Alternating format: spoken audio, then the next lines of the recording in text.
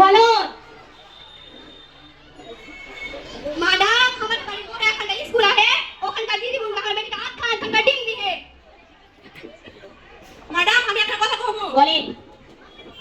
আমার বেটিকে মানা করে মাস্টার গালা কোনটা সে টাকাই দেয়নি আর আমার ওখানকার দিদি বুড়ি মানা জানি কিছু দিয়ে তাই নাকি? সেই স্কুলের হেড ম্যাডামকে হাজির করা হোক।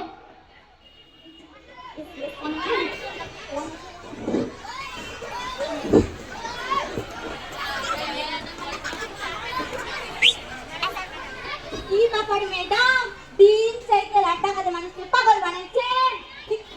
টাকা দেবে কে এটা? ম্যাডাম ওর কথা কিছু মনে করিয়েন না পড়াশোনা করে কোনো চাকরি পাইনি তার মাথার টান কেটে গেছে হেড ম্যাডামকে হাজির করা হোক। বলুন ম্যাম আমাকে কি করে রেখেছেন কি শুনছি এসব? আপনারা নাকি ঠিক মতো পড়াচ্ছেন না? শুনুন তবে আজ আমার চাকরির জাম বাঁধা আমি কিছু কথা বলতে চাই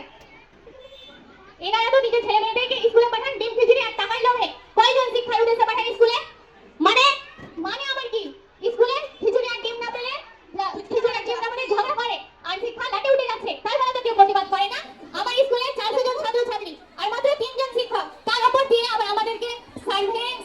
সার্ভে এসআই আর বিভিন্ন ধরনের কাজ করানো হচ্ছে তাহলে আপনারাই বলেন সঠিক শিক্ষাটা দেব কিভাবে আবার এদিকে বেকার শিক্ষিত ছেলেরা এমএ পিএইচডি বিএ করে রাজপথে ধর্নায় বসে আছে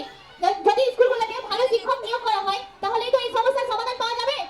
আর এই যে আপনারা সবসময় আমাদের দিকে অভিনয় আঙুল তুলুন সবসময় আমাদেরকে পরিবর্তন করার চেষ্টা করেন সবসময় আমাদেরকে শুধু বলেন